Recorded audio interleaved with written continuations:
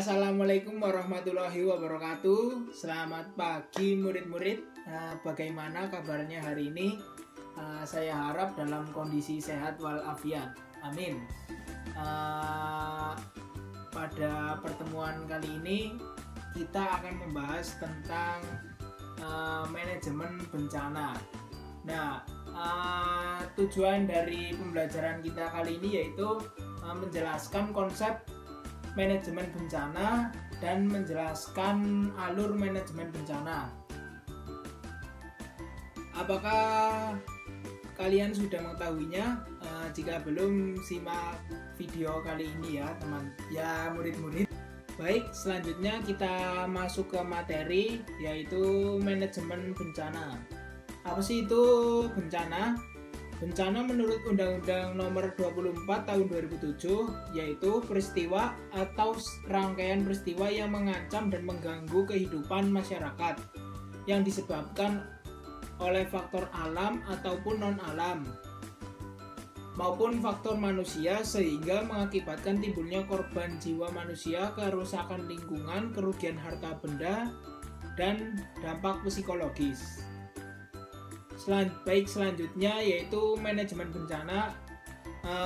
Menurut Undang-Undang Nomor 24 Tahun 2007, penyelenggaraan penanggulangan bencana adalah serangkaian upaya yang meliputi penetapan kebijakan pembangunan yang beresiko timbulnya bencana, kegiatan pencegahan bencana, tanggap darurat, dan rehabilitasi. Nah, selanjutnya ini yaitu siklus manajemen bencana. Yang pertama ini kesiapan dalam menghadapi bencana atau preparedness. Kemudian adanya bencana. Selanjutnya ke masa tanggap darurat. Kemudian setelah adanya masa tanggap darurat ini masa pemulihan atau recovery. Kemudian yaitu pencegahan dan mitigasi, terus muter terus seperti itu. Tadi itu siklus manajemen bencana. Selanjutnya ini tahap-tahap penanggulangan bencana. Nah, pada dasarnya terdapat 4 pelaksanaan, yaitu yang pertama prabencana. Prabencana ini kondisi normal atau tidak ada bencana, ataupun pencegahan dan mitigasi adanya bencana. Yang kedua prabencana, situasi adanya potensi bencana, kesiapsiagaan. Yang ketiga situasi tanggap darurat yang dilaksanakan saat terjadinya bencana. Dan yang terakhir yaitu pasca bencana yang dilaksanakan setelah bencana terjadi. Selanjutnya mekanisme penanggulangan bencana ini ada 3, sebelum, pada saat, dan setelah. Pada sebelum ini koordinator pelakunya yaitu pencegahan dan mitigasi kesiapsiagaan. Pada saat koordinator komandan pelaku yaitu tanggap darurat, dan setelah koordinator pelaku yaitu pemulihan. Selanjutnya mekanisme penanggulangan bencana ini. Selanjutnya mekanisme penanggulangan bencana. Mekanisme penanggulangan bencana mengacu pada Undang-Undang Nomor 24 Tahun 2007 tentang penanggulangan bencana dan Peraturan Pemerintah Nomor 21 Tahun 2008 tentang pelaksanaan penanggulangan bencana. Nah, dari peraturan di atas, mekanisme dibagi ke dalam 3 tahapan, yaitu prabencana, yaitu BPBD sebagai koordinator dan pelaku. Selanjutnya masa tanggap darurat, BPBD sebagai koordinator, komandan, dan pelaku. Yang terakhir pemulihan, yaitu BPBD sebagai koordinator dan pelaku.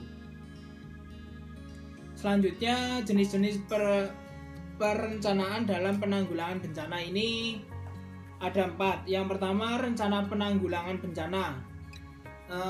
Konsepnya disusun pada kondisi normal, bersifat perakiraan umum, cakupan kegiatan luas maupun umum, meliputi semua tahapan atau bidang kerja penanggulangan bencana. digunakan untuk seluruh jenis ancaman bencana pada tahapan pra, saat, tanggap darurat, dan pasca bencana. Pelaku terlibat adalah semua pihak yang terkait. Waktunya yang tersedia cukup panjang, sumber daya yang diperlukan masih berada pada tahap inventarisasi.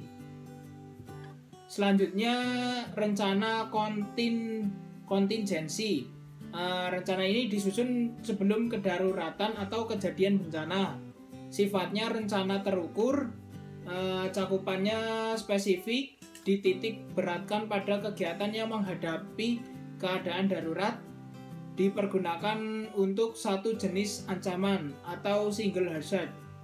Selanjutnya, pelaku yang terlibat hanya terbatas sesuai dengan jenis ancaman bencananya, untuk keperluan jangka atau kurun waktu tertentu, dan sumber daya yang dibutuhkan pada tahap ini bersifat penyiapan. Selanjutnya yaitu rencana operasi. Rencana ini merupakan lanjut dari penjelmaan dari rencana kontingensi. Sifatnya sangat spesifik, cakupan kegiatannya spesifik, dititik beratkan pada kegiatan tanggap darurat, dipergunakan untuk satu jenis bencana yang benar-benar telah terjadi. Pelaku yang terlibat hanya pihak-pihak yang benar-benar menangani kedaruratan. Nah, untuk keperluan selama darurat sejak kejadian bencana sampai dengan pemulihan darurat. Sumber daya yang diperlukan pada tahap ini yaitu pengerahan atau mobilisasi. Rencana yang terakhir yaitu rencana pemulihan. Disusun pada tahapan pasca bencana, sifatnya spesifik sesuai karakteristik kerusakan. Cakupan kegiatan adalah pemulihan awal, rehabilitasi, dan rekonstruksi. Fokus kegiatan bisa lebih beragam. Pelaku hanya pihak-pihak yang terlibat dalam pelaksanaan pemulihan awal, rehabilitasi, dan rekonstruksi. Untuk keperluan jangka menengah panjang tergantung dari besar dan luasnya dampak bencana, dan sumber daya yang diperlukan ada pada tahap aplikasi atau pelaksanaan kegiatan pembangunan jangka menengah atau panjang. Baik, kesimpulan untuk pembelajaran kali ini yaitu manajemen bencana. Nah, manajemen bencana ini merupakan penyelenggaraan penanggulangan bencana yang merupakan serangkaian upaya yang meliputi penetapan kebijakan pembangunan yang beresiko timbulnya bencana, kegiatan pencegahan bencana, tanggap darurat, dan rehabilitasi. Nah, tahap-tahap ini ada 4: prabencana, pencegahan dan mitigasi, prabencana kesiapsiagaan, dan situasi tanggap darurat, serta pasca bencana. Jenis-jenis perencanaan dalam penanggulangan bencana ini ada 4, yaitu rencana penanggulangan bencana, rencana kontingensi, rencana operasi, dan rencana pemulihan. Sekian penjelasan untuk pembelajaran pertemuan kali ini. Terima kasih telah menyimak video ini, semoga menambah wawasan kalian. Sekian, wassalamualaikum warahmatullahi wabarakatuh.